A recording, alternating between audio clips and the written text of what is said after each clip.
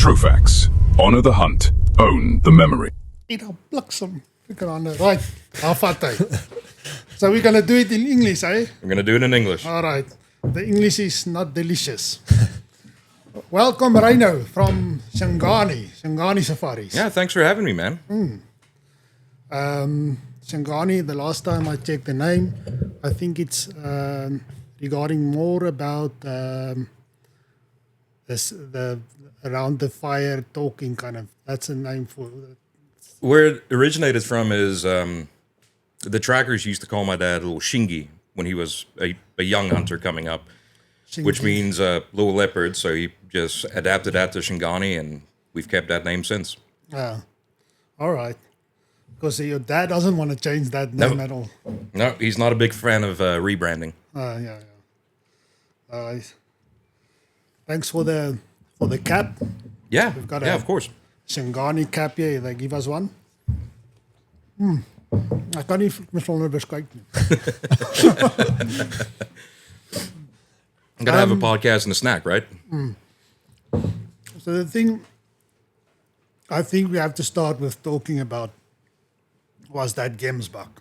That's a good thing because we wrote a whole song about it. I don't know exactly what we should start with, but let's do the gemsbok was hard to get. Eh? Yeah, trust me, I won't forget this one. So pretty much started out was late season. I think it was our second last hunt of the season last year. And we pretty much exhausted all of our good spots for gemsbok that year and just didn't have anything we wanted to go after. Either quotas were finished or we saw a drop in trophy quality. And I believe it was my dad had reached out to you regarding a hunting spot. And you sent us over to your dad's place. Yeah. And then that night, I remember you putting up a message on the little WhatsApp group saying, hey, I hope you're ready because this one's going to test your abilities. And, of course, I'm not going to be one to back down from a challenge, so I was talking a lot of shit. I believe the words I used was, if it makes a track, I can find it. Yeah. Well, we went out that morning. Got to the spot and picked up your tracker, and I asked him about it. I'm like, hey, well, how many gemsbok are here? He goes, 2. I'm like, all right. I mean, I can work with that. And we started hunting, and I saw some tracks. I haven't seen a gemsbok by about lunchtime. Mm-hmm. And right about then is when I was a little bit concerned about all the shit I talked. I remember lunchtime, it was already, we were already halfway and you didn't even see it. Because I remember that chat, we really hyped it up the previous evening. We did. And then, lunchtime, get the message from Bertus that says, I haven't seen a gemsbok picture yet. And I'm like, I haven't seen a gemsbok yet. I believe I sent you the picture of the donkey we saw driving in. I'm like, hey, is this the gemsbok you're talking about? Yeah, that's right. Yeah, you did see. And Matt, finally, we ended up having to change tactics a little bit. So I dropped my guys off on the track, and they kind of just pushed them. In that property, I believe it's on the northwest side. Yeah. It's a little open field. And they would every now and then just loop through that. So we set up a little ambush, had the guys push them our way. And then the lady that hunted with us, she did take a shot and was a little bit back, which wasn't the best news. Because I was like, now I've got a wounded one. Yeah, that's even worse. Yeah, now I'm going to hear it even worse. And we tracked it for a good while. I think we probably did 2-3 miles of tracking and finally got a second shot that put it down. Yeah. But yeah, that was getting back to camp. As soon as that thing went down, I felt just this... I could have said this wave of release coming over me. And we got the photo with you showing us a middle finger. Yeah, well, I mean, it was fitting. But I will tell you that was one of the hardest gemsboks just to get a shot on. Because they wouldn't stand still, they wouldn't present a shot. And there was really no other way to pattern them apart from just trying to run them by that open field and get a shot. Yeah. So, also, did you know that guy, his name is Torison. Yeah. He's a good tracker. He's a great tracker. Yeah. He really knows his thing out there. Like, we showed up, and I'm like, hey, where do they hang out? Let's get some tracks. We'll jump some tracks first and see if we can sneak up on them. And he said, no, sir, I'm going to put you in this corner. We're going to run them by you. Yeah. I'm like, oh, okay. You guys have done this once or twice. He says, only way you'll get these. What was that lion's name? was her That name? was Whitney Stewart. What is that? Did we start with that? Is he doing Is the it- soldier mantle? I think she's mounting it herself. so I believe you guys Is are that just, girl from that's a taxidermist? yeah, the one that's Okay. good with all the cats. Yeah. Okay. Okay, so she's gonna. Did we do the dip and pack already? I'm not sure. would be I'll nice have to to go see. and have a look. I think we have to add to this podcast, a photo of that gemsbok. Yeah, definitely. I'll get it your way. Yeah. Jamie, pull it up. Yeah. So the other thing is, because it all started with that, so that's why we started that song. Was we were thinking, let's talk about Rynu going on this gemsbok, and then also the Pienk Vape and your what do you call it, brass strap. Well, it's a chest pack. Yeah, harness.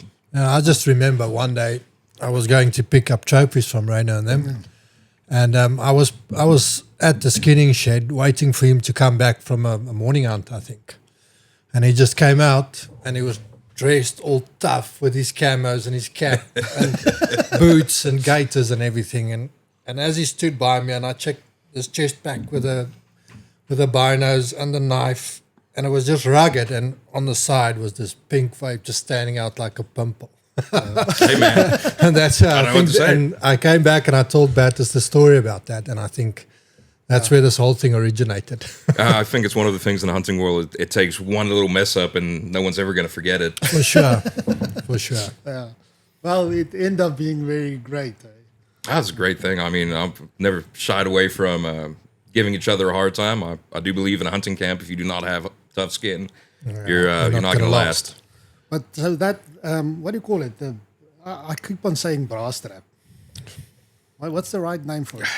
It's Bino harness, the chest Yeah. rig. So on you is, I mean, maybe it's because you see that and you get the joke out of it, and then all of a sudden it's like it's the first time I've ever seen it, and then when you start looking around, you see okay, there's more PHs now walking around with that because you picked it up. Yeah, the harnesses have definitely become popular in the last few years. I think people that started it was like Badlands.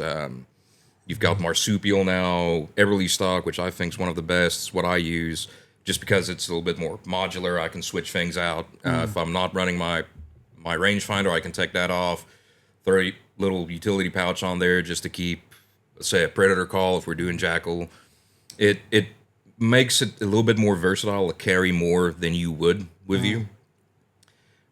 Going up in the mountains, it's easier to carry a little skinning set for when you get that kudu down than trying to stick it in a back pocket or have, I call it the Batman belt.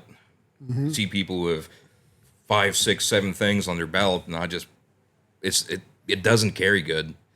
And it's hard to put that belt on because you have to take everything out. You because got to it- get up a half an hour earlier just to get all your gear on. And when it's in that brass strap, it's just putting it on. And Yeah, I think that started out protection for your binos. Possibly, I think it more originated, and they'll probably tell me if I'm wrong. I think a lot of the backcountry hunters in the States that go out into the mountains for elk and mule deer and all that is having everything a little bit more accessible, where you're not dumping a pack, trying to get your binos out, and your once you get close, rangefinder. once you get everything, close to that animal, you can just drop your pack and you can go in with your rifle and your harness. You still have all the necessary kit on you. Yeah. Just makes it a little bit more handy, I guess. It does have a weight factor, which I think more of the modern stuff with their harness systems definitely make it a lot easier on your back. But we'll still, every now and then, we'll swap out for just a single strap. If I'm hunting buffalo and I don't want all of that gear or stuff in the way in the thick bush, I'll just have a single strap and my binos hanging on the side. Yeah, so we spoke up to Almain, Our main use. and we talked a lot about charges. So I'm really curious, any charges happening? For me, a handful. I guess I saw that podcast, and what he said. One thing I really do agree with a lot. People think every buffalo hunt is just peak danger. You're dodging buffalo, and lions are running around, and like he said, 1 in 10 buffalo are probably going to be presented in a situation where it can get dangerous. And I think a lot of that has to do with the guide. If you don't want to put yourself in that dangerous situation, it's better not to. Old guides stick around because of two things. They're good at what they do. They're proficient shooters, and they stay away from doing silly shit. Yeah. And I don't know the story of your brother because that was a good one. That was a good one because the thing in his video that I liked the most was he realized that he's on the wrong side of that buffalo, and the best way was going to his backside. Yeah. And you just couldn't see it. And even on that video, he had the camera on his head, right?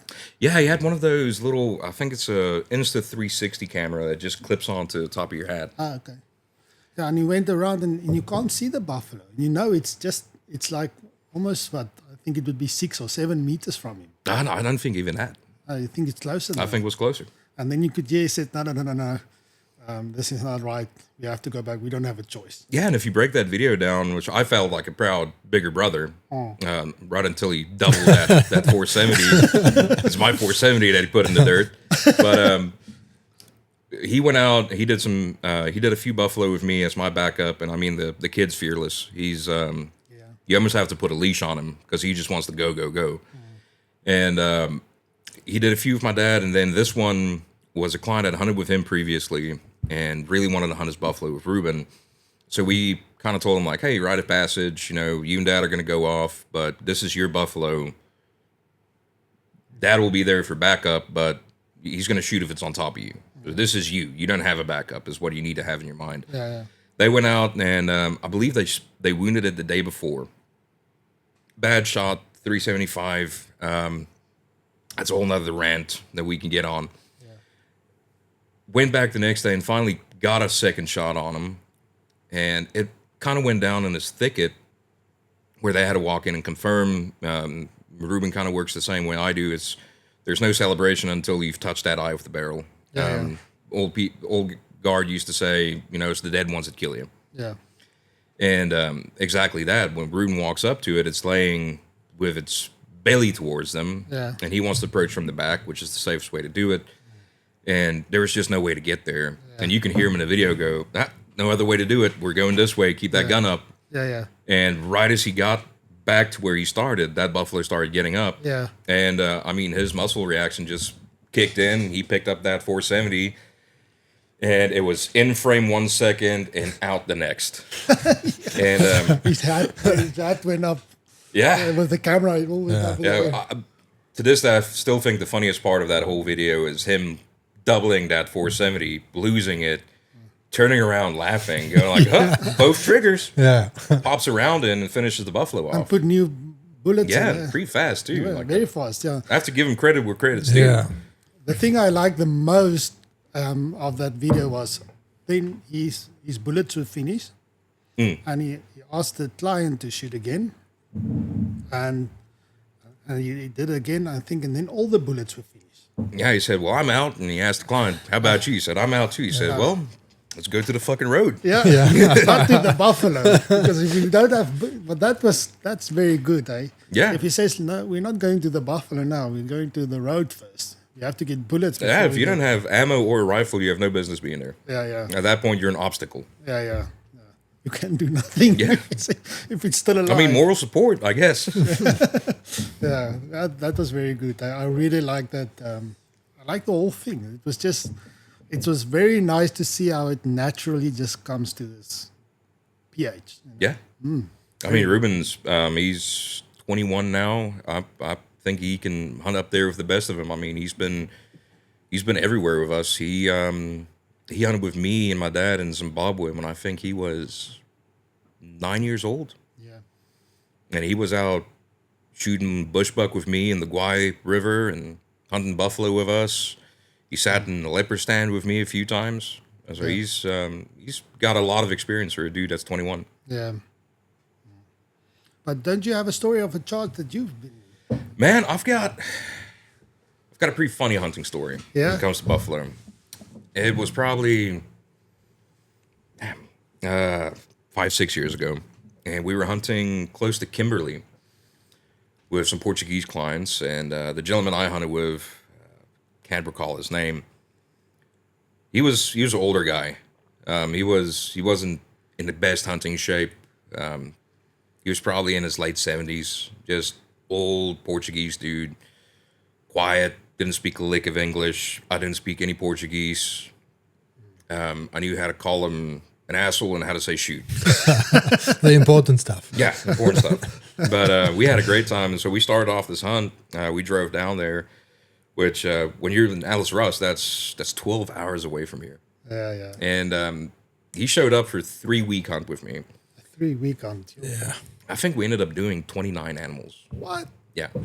And his buffalo, we went out the morning. I mean, the property we hunted on was absolutely gorgeous, beautiful place. Place called Makulu Safaris. Makulu Safaris. Yeah. You know them? I haven't heard of them. I'll have a look. Yeah, the owner's called Henk Foster. Henk Foster. Great guy. And we went out. He's got amazing game on that property. I think it's, what would that be, 30,000 acres? Oh, yes. And on that 30,000 acres, I think he had 200 buffalo bulls. Oh, man. Just bulls. So you're hunting herds like you would in Zimbabwe or whatever, but you're seeing 60 buffalo, and all of them are bulls, which is one of the coolest things you'll ever see. Until you get a client that can't speak English.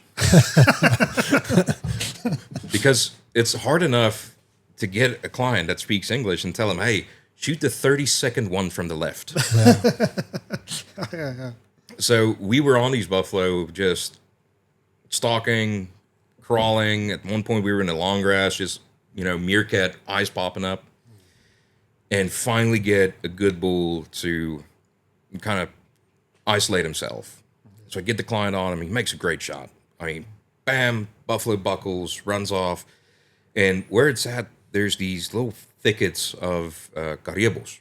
Mm-hmm. And it ran into that. And we've got all these other buffalo just milling around. We had one that wanted to charge us that luckily stepped down.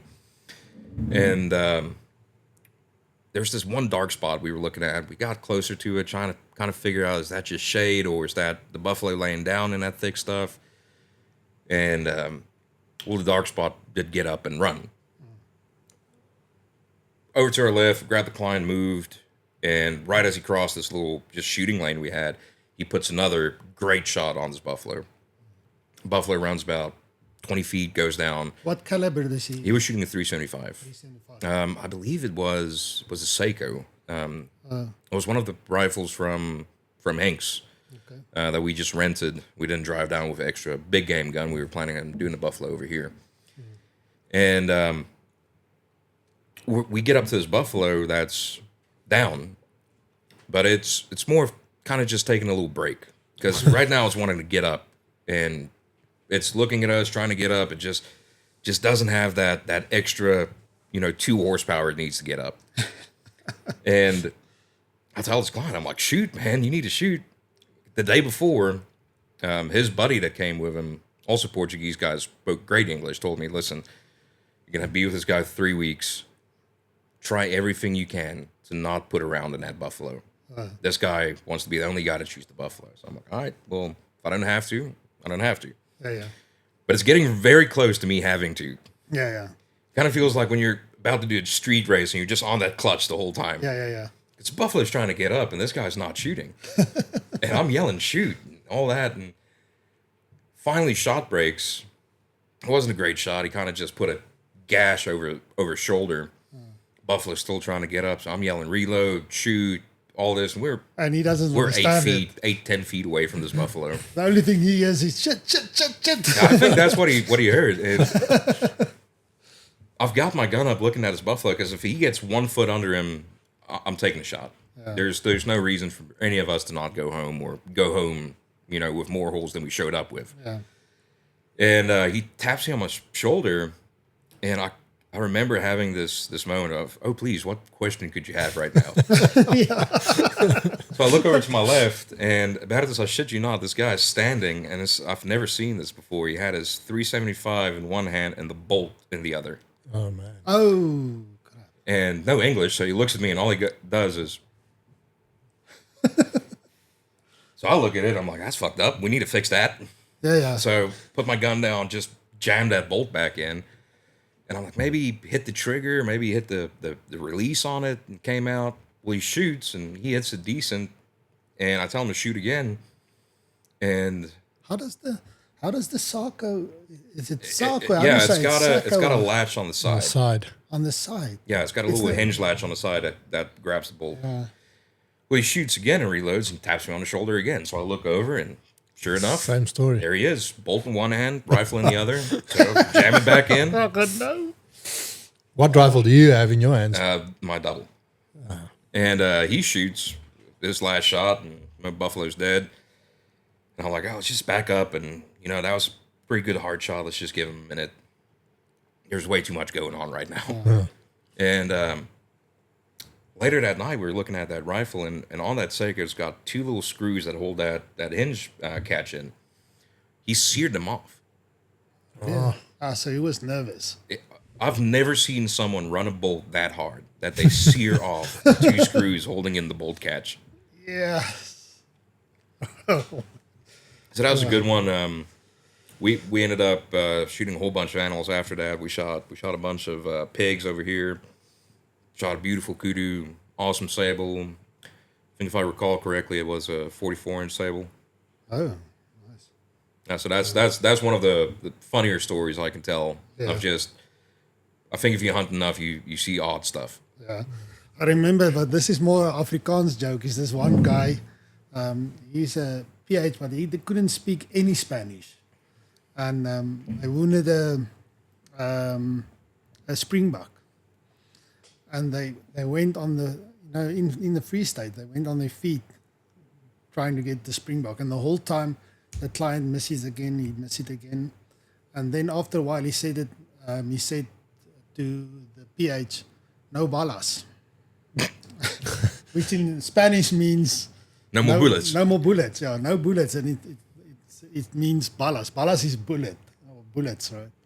And this guy is Afrikaans, he says, no, it has balas. It is a male. It's very funny. For our English listeners out there, balas is Afrikaans for testicles. Yeah. Yeah, it's funny. It's funny when the guys can't understand each other and they hunt them. Yeah. I had another charge probably 4 years ago when I really started hunting with that double a lot. And getting back to that podcast you had right before this one, talking about penetration and that hippo. Yeah. We had this buffalo, and I mean, it just, for those out there that don't know, killing a buffalo is easy, but convincing them they're dead, it's the hard part. Yeah. We shot this buffalo, I think, 11 times. Klein was shooting a 416 Rigby, and I was shooting my double. And I'm save you all the running around and shooting it multiple times. Right at the end, we ended up chasing him on foot for a good mile or so. And my client had one of those culling belts with like 20 bullets in it. Yeah. And we get to this buffalo, finally got it down with a shot to where we can just run up and finish it off, because it would not stick around. It would just give us a peek at him and take off again. And had 9 rounds in him, just tough as can be. Not 9 bad rounds. He had really good shot placement on some of them. And he shoots, puts it down. It's kind of on the side, so I'm like, there it is. Finish him off. Just put it right between the shoulder blades. Rifle goes click. Oh. So I'm like, reload, man. He goes, I lost my bullets somewhere. All of them. All of them. So I'm like, man, it's just me and him. So I'm like, I can't kill this guy's buffalo. So I'm like, well, now here, take my 470. Same shot, pull the back trigger. And he hit it, I don't know where. But that buffalo jumped up and spun around and looked at us, and here he comes. He heard. So now you have no gun. I'm holding an empty rifle. And Matt, if you're out there listening to this, I'm still sorry about dropping your rifle. Because he had this custom Seiko rifle built for his buffalo. Oh, yeah. And I might drop that gun. And snatched mine back, went to my back trigger, out of habit, pulled nothing, dead rifle. And I'm like, man, I hope this guy didn't double, because if I pull his front trigger and there's nothing, we're going to have to bob and weave a little bit. We're going to have to zigzag. And luckily, he didn't double it. And probably, I'd say 10-yard shot. The bullet entered just a little off center of right between the eyes, and it zipped out the back of him and had enough ass when it was exiting that buffalo that the dust had kicked up. For a split second, I thought I shot over it, because I go boom, so my barrel kind of covers that buffalo, and I see dust. Oh, man. Not what you want to see. You don't want to see dust. I'm not going to act tough. As soon as I saw that dust, I did this. You turned and you ran. I just went. Brace yourself. I'm like, It's one of those, like, you're expecting something to explode. You kind of like open one eye. You're like, oh, there he is. He's dead. So I reload quick. I'm like, maybe I have to put a follow shot. And it entered right between the eyes, ran down the length of the neck, and just disintegrated the neck. Exited, kind of deflected up a little bit, hit the spine, ran about 7 inches in the spine. That turned out to powder, and then deflected down and exited about, an inch left of his asshole.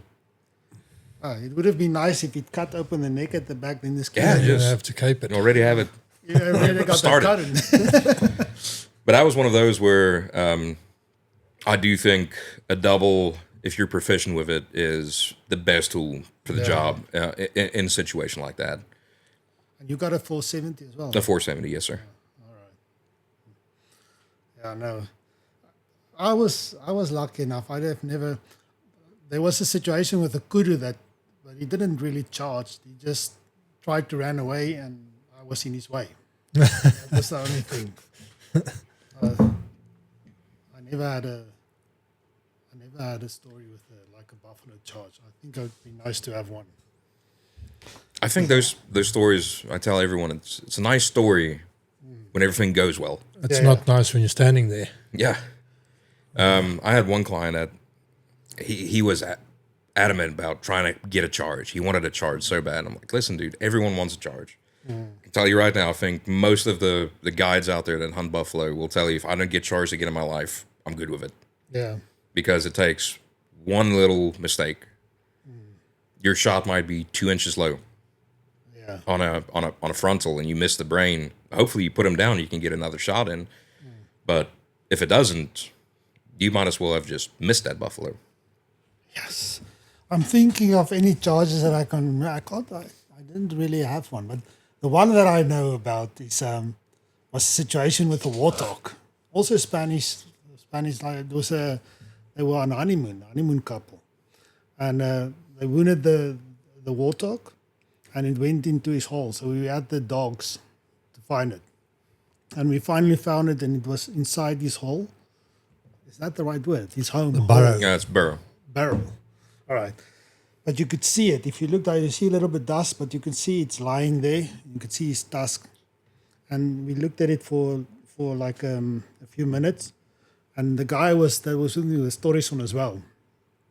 And I said to Torison, it looks like it's dead, eh? You have to go in and grab the tusk, and I'll pull you out on your feet. And he went on his knees, and the moment he put his head into that, what's it, barrel? Is that the right word? Burrow. Burrow.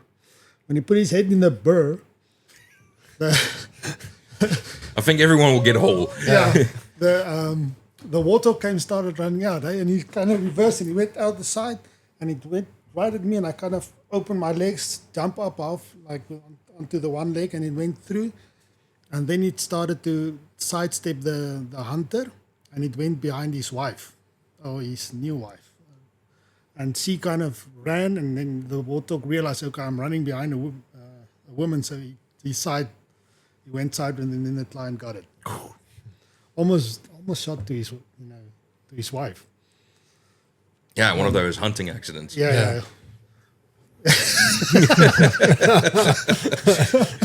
Yeah. I tell you what, man, plains game can get dangerous. I think the hardest I've had my ass kicked hunting was by an impala. Oh, really? Same thing. We shot it, wasn't down, and it was running to this thicket. Shot was a little bit back, so it was on 3 wheels. There's only one thing faster than impala on 4 wheels. There's one on 3. Yeah. And we took off after, just trying to get a shot because it's late. We really didn't want to go into that jess and try to drag out an impala. Yeah. And we were chasing this impala, and right as it hit a left, I kind of, in my mind, thought if I hit a left now too, I might get a little gap and get a broadside shot. And I had my handgun on me, and right as I pull my handgun around this bush to where I think I'm going to get that broadside, and impala's from me to you, coming this way. So I kind of felt like one of those European cops, just like, stop, or I'll say stop again. And it ran right over me. And, oh, really? Oh, yeah, dude. Put me on my ass. And I was trying to get up. Felt like a linebacker hit me. And by the time I got up and spun around to shoot it, it was coming back. Oh, really? So I think like where he hit me, it tumbled and got up and ran, and we just kind of lined up again. And at that point, I was like, I'm grabbing a hold of this thing. And learn my lesson on that. Don't grab impala if you're on the bottom.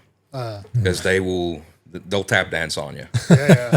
I had a shredded shirt. I was covered in blood. With his front legs. Yeah, back legs too. I mean, it was kicking my ass. I can just see the picture. He's bringing his back legs in and he's putting his head. Yeah, I think the client ended up naming that thing Bruce Lee or something like that. But finally get it down, held it down, shot it. And the 2 clients I had was a couple from Alabama. They're both registered nurses. So they run up to me. They're like, "You good?" I'm like, "I'm good. I'm feel all right. A lot of blood. Nothing's missing. There's a lot of blood." So they're like, "Well, take off your clothes." And I'm like, "No need to thank me yet." They're like, "No, we need to make sure you're not bleeding." I'm like, "I'm pretty sure it's his blood." And well, you know, they're doctors or almost doctors. So I'm like, I'll take off my shirt. And they're like, "Well, drop your pants." I'm like, "Listen, that's enough." Listen, man. It's enough. I'm good. We'll be fine. Yeah. But you get stories like that every now and again. And so there was nothing wrong. Everything. No, luckily I was all intact, apart from a few bruises and a torn T-shirt. T-shirt torn into a lot of. No, just one gash. One gash. Surprisingly, I think if it was something like a Steenbuck or a Bushbuck, I think that'd be the case. Is just have cuts all over me. Yeah. I once, when I was still in school, I was studying, not studying, I was in school in Ras in the hostel, and we slept out the night. And we found a steenbuck running. Do you know where, yes, like I have to explain where the place is. It doesn't matter. There's a fence, and when we came through there, we saw there's a steenbuck running up and down on the fence. It's a mesh fence. So Are you talking about the primary school side? No, the high school. The high school. So you're talking about the back, like behind the church. Yeah, and there's a lot of it can't go out. So I thought, hey, I'm going to catch this guy. And the moment I got it, because we kind of got it in the corner, the moment I got it, it kicked me so much, but I got it. And the next day, I realized, shit, my watch is gone. He kicked off dragged the thing. I've got a old scar here. You can barely see it anymore, but I had a gash right here from grabbing one while we were spotlighting. Client shot, I walked up and grabbed it, and it kicked once. And threw it in the back of the truck, and I'm like, man, I got a lot of blood on me from this thing. Yeah. And ended up, at one point, turning on the light, and I had this cut down my forearm from that steenbuck, just a little kick. Yeah. It's like, I think we've got more stories than Steven. He's just listening at us. Yeah, I mean... Well, I can tell you one. When you said you shoot that buffalo and you don't hit the brain, it's a bad feeling when you're shooting at something coming at you and you know you hit it and it doesn't respond. Just keeps coming. So we were hunting bushpig in the maizelands with dogs, with hounds. And at some stage, one pig got clever and got into the pivot track, which the pivot makes. And it just kept running round and round and round in that maizeland. So the dogs couldn't catch up to it, and it didn't come out so we can shoot it. So I radioed the guy behind the dogs and said, I'm going to step into that track because I can hear him pass me every time. And I'm going to wait for him to come. And so he must fall back a bit behind the dogs. So we organized everything on the radio. And I was sitting in the track with my 375 ready for this bushpig to come around the corner. And I was waiting, and you can hear the dogs coming. Are you guys moonlighting this? No, it's daytime. Daytime. Yeah. And I can hear them coming, and I'm telling myself, you need to be ready. And as I look away, and as I look back, the pig is rounding the corner. And I'm taking the first shot, boom, with the 375, and he just shakes his head like this. And he keeps coming, and I get up, and I said, why is this thing not going down? And in this, I'm just thinking, you need to put another shot in here. And I have to work the bolt, and eventually when he gets to me, I just put the barrel to the back of his head, and luckily I break his back. But it's a bad feeling when you shoot that thing and it doesn't respond. It doesn't stop. But where did you shoot it the first The time? first time I hit him on the shoulder, but it just went Past just the, through, yeah. Didn't stop him at all. That infamous wildebeest shot. Yeah, that one. Exactly that one. when I'm in the maze, it's very dangerous if I have to run away because I walk with my feet like this. And if I start running, it gets the maze. And I'm like, All you're doing is funneling that maze right in between your legs. Yeah. Where's that at? That was in Sterkrivier, close to Potgietersrus, but that's a couple of years ago. yes, like the bushpig is nice. Hunting bushpig is it's the ultimate thing. I know you get a lot in Zanin. Yeah, it's Nina's. They've got a bunch of them. Yeah, and they've got good ones. So. Yeah. I think bushpig in this area is probably one of the more, you need a guide that knows how to hunt them. It's not, anyone's not just going to go out and throw out some corn and shoot a decent bushpig. And you need to feed them because they... Yeah, I started bow hunting bushpig. I shot a lot of bushpig with rifles, and then I decided I wanted to bow hunt them. So my first pig took me about a year to find the correct spot, like you say, to start feeding them, to feeding for 2-3 weeks and not pick up a pig. Yeah. And then you need to go and look for a new spot. And finding a new spot, going through all the story again, and then they're not coming in or they're not coming in regularly. And then eventually my first bushpig that I shot with a bow took me 7 days after 1 year of trying. And I started feeding the Friday, and the next Friday I shot my first bushpig with a bow. And then it's like a door that's opening. You understand. And then from there it's easy. So I've done a couple with a bow that we do at night. Yep. But that's a good hunt. I always say to the guys, if you don't have money to hunt a leopard with a bow, go and hunt a bushpig with a bow. Yeah. I think you're absolutely right on that. I think bushpig is, I think a lot of people see that on a price list, especially Americans, because they're so used to, wild hog and feral hog and all that, where you can go out and you can stack a heap of them. And you put bushpig on your hit list, and your PH walks up and says, hey, I hope you slept good, because next time you're going to get in bed is going to be 3-4 a.m. Yeah. Let's go get your pig. We've got it baited up and all that. And you might sit 3-4 nights, like you're saying. Yeah. And the wind might just be a little off, and they wouldn't come in. Yeah. What kind of bait do you put out? So it's fermented corn that we put out. So just throw a bunch of corn in a bucket with some sugar and some yeast, leave that in the sun, and it gets a very pungent smell, which they pick up very easily. And once you get them used to that, you can go over to dry maize. But the thing I learned, like you say, if something is off, so I used to time it. I would go every afternoon at 3 o'clock, same time, same path, walking into the feeding spot, putting the food down, getting out, same way. Because one day you come at 5, and then your scent lingers too long, and when they're supposed to come in at 7 or 8, they still pick up your scent and they won't come in. So you need to be very careful when you do it. But when you get them on the bait, and then they become very regular that they'll be there within 15 minutes of a time every night. Yes, and a bushpig is a charger, eh? Yeah. He's in the same caliber as a buffalo. Yeah, I mean, bushbucks just like that. If you corner a wounded bushbuck. Yeah, they're dangerous. But like you're saying about the bushpig is, when you get into bushpig hunting, you're putting up game cams that you're checking. It's not a hobby. You're taking, It's work. like you said, it's the same amount of work as a leopard. Yeah. You're going and checking baits. Instead of trying to change that little thing, as you put up a dry corn feeder while putting out that fermented corn. One thing I've started doing, like you said, that scent lingering, is once I start baiting a spot, I'll just take the T-shirt I'm Leave wearing that something day there, and just leave that T-shirt. Yeah. Because they'll get used to a smell. Yes.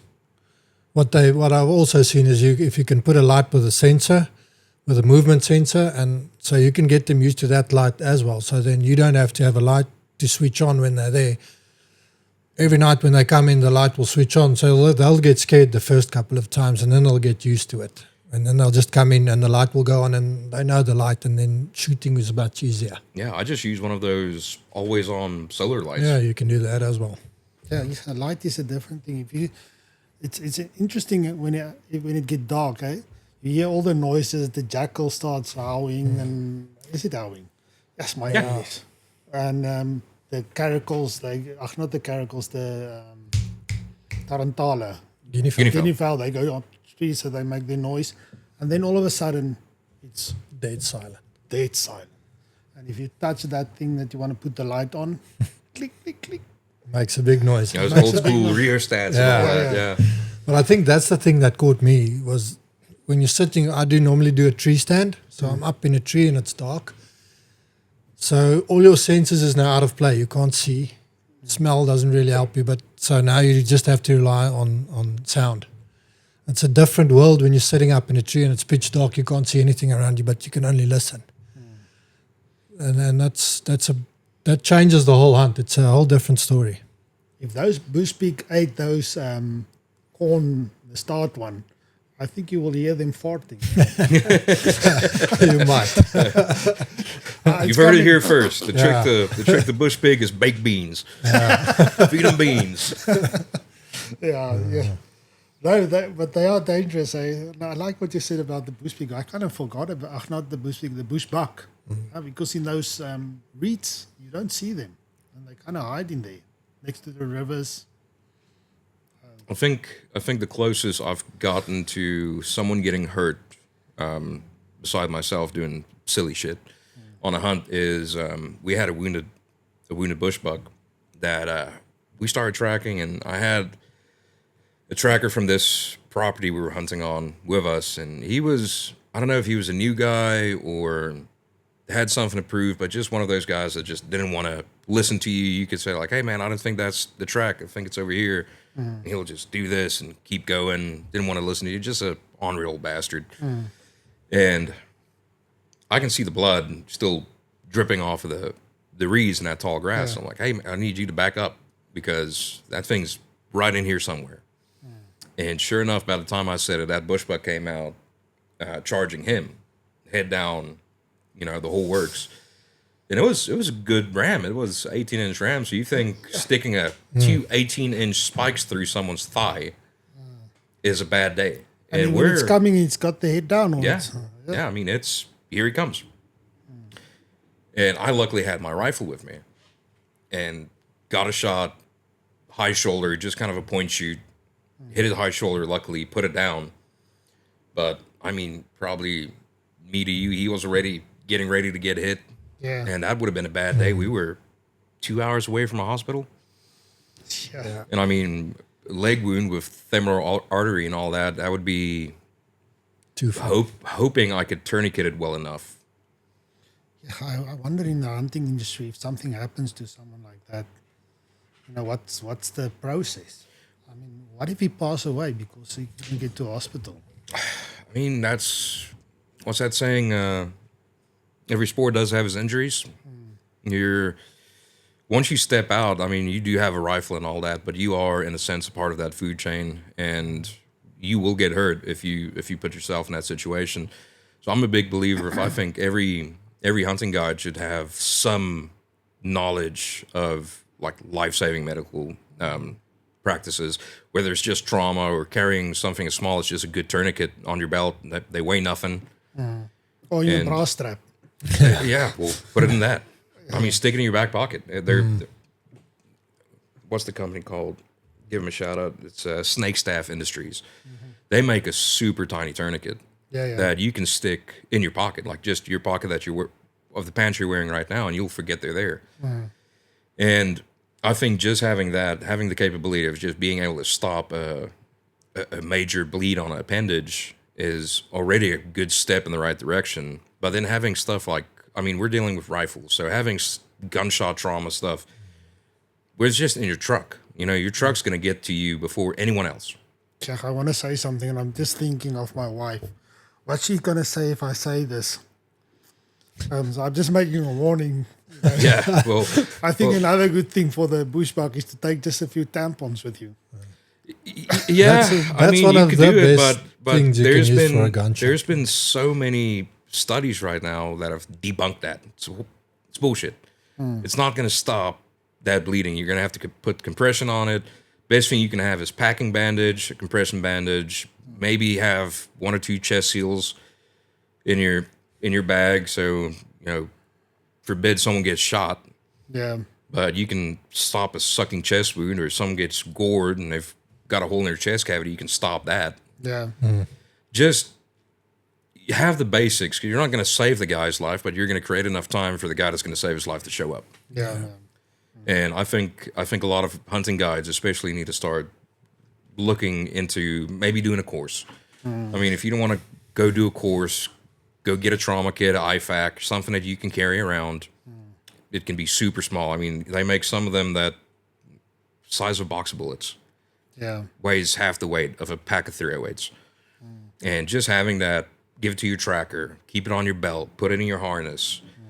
Just have it somewhere, so if something does go south, you know, I think it's professional courtesy.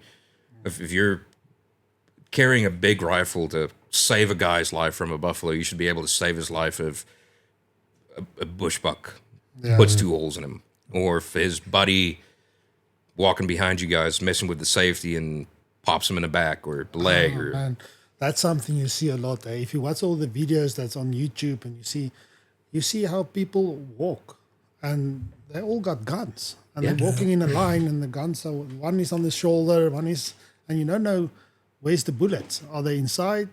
How did it just put a safe on? And that's a big thing, and that we talk about a lot. Is, you know, there's a few things in the hunting world that will kill you dead.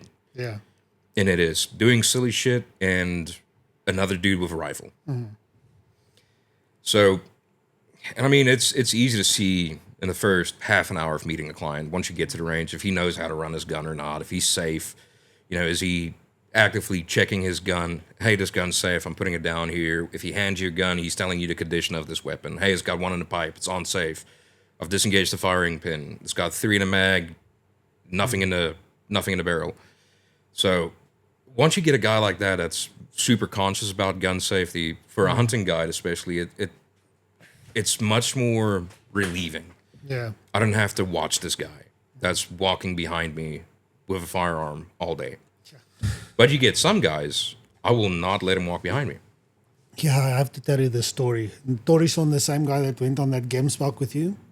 It's a story my dad told me. He was hunting with this guy from Spain.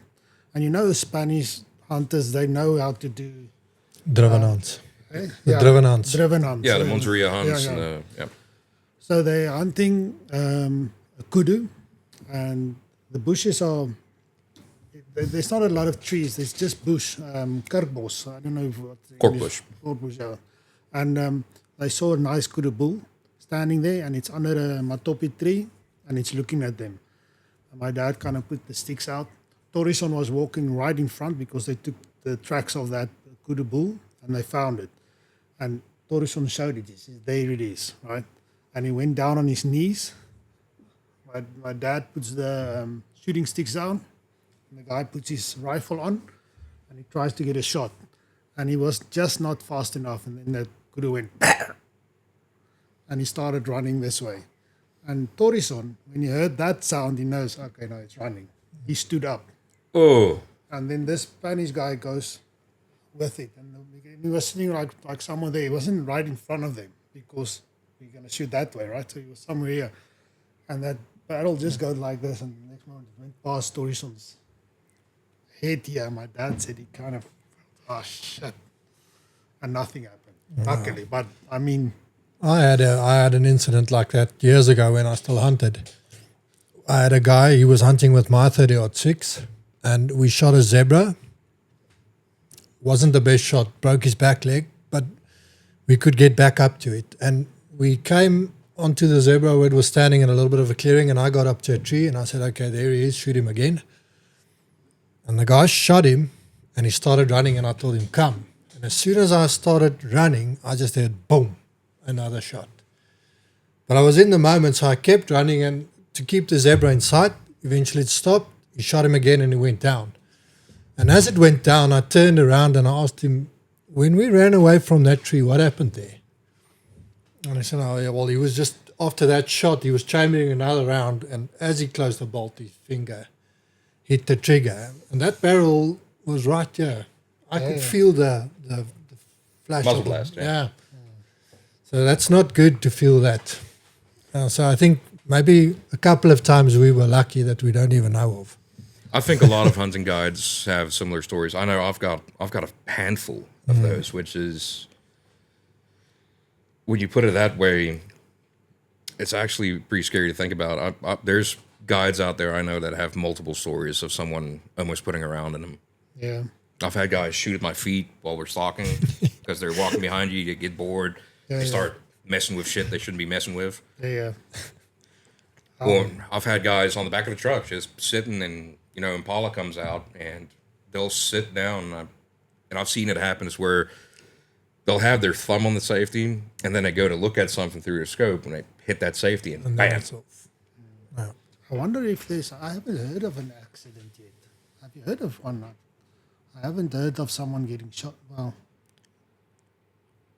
no, I haven't. I haven't heard of it in the last while, and if I did, I can't recall it right now. But it happens. It happens way more often than people think. And I mean, NDs, nickel and discharges. It happens. We've all had it happen. Like, if you haven't had a desk pop, you just haven't handled guns enough. Yeah. It happens eventually. It's just like you should have somewhat of a say when that happens. Like, when you're around other people, I need you to lock in a little bit more and make sure you're safe with that gun.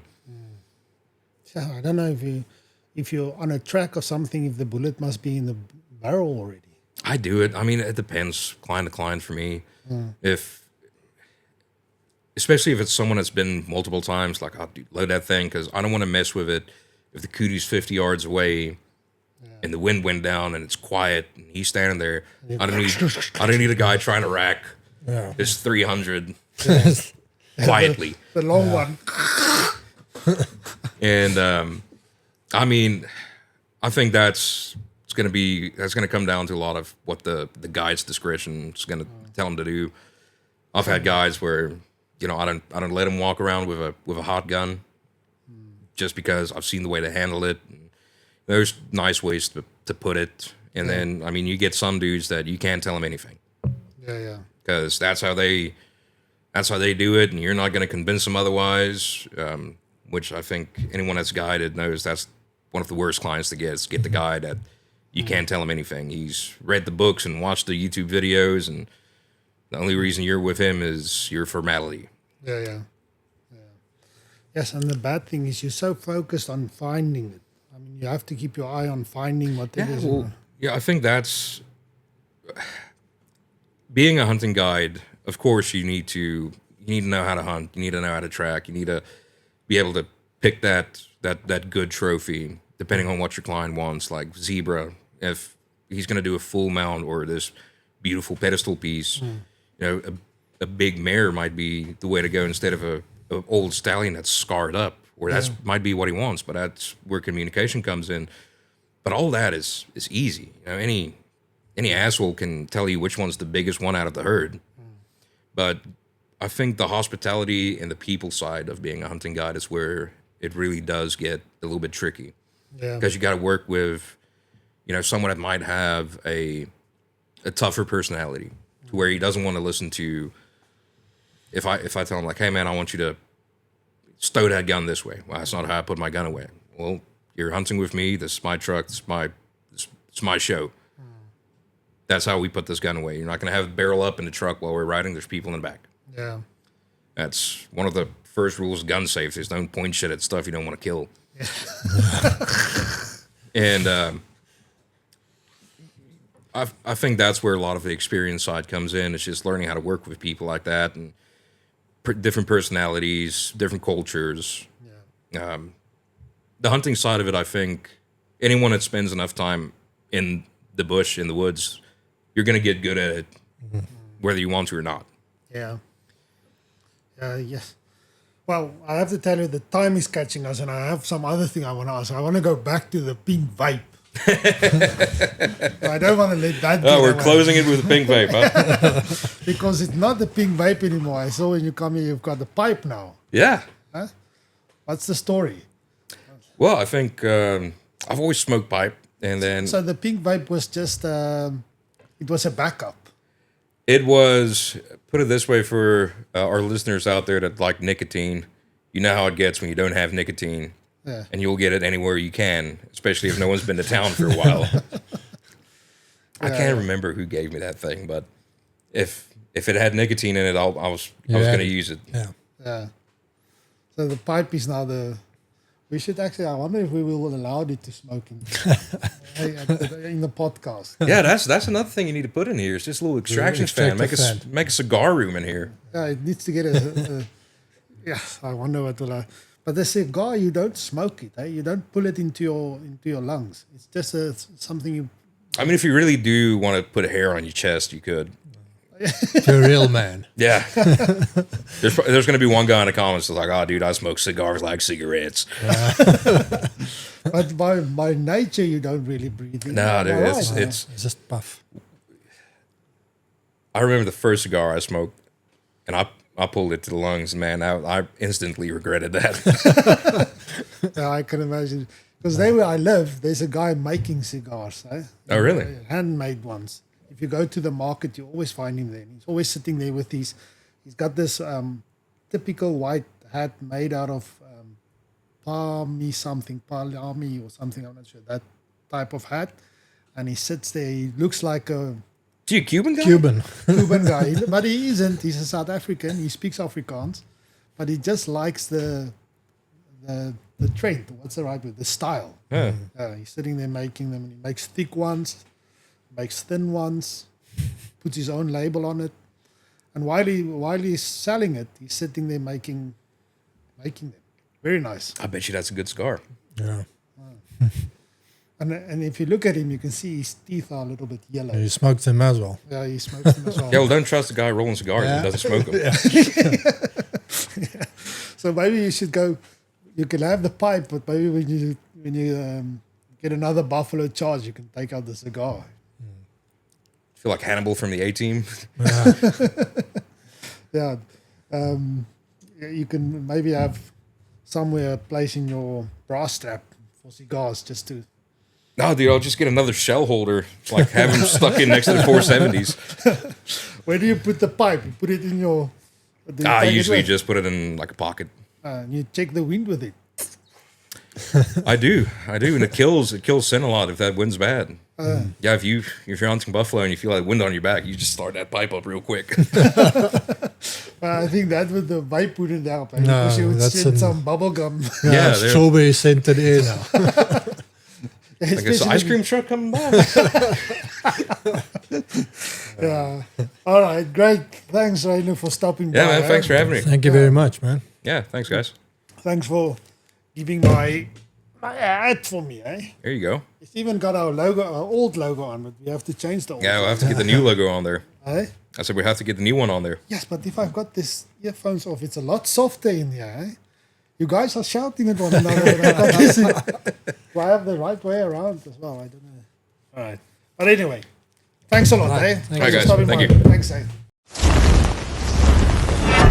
Trophex. Honor the hunt. Own the memory.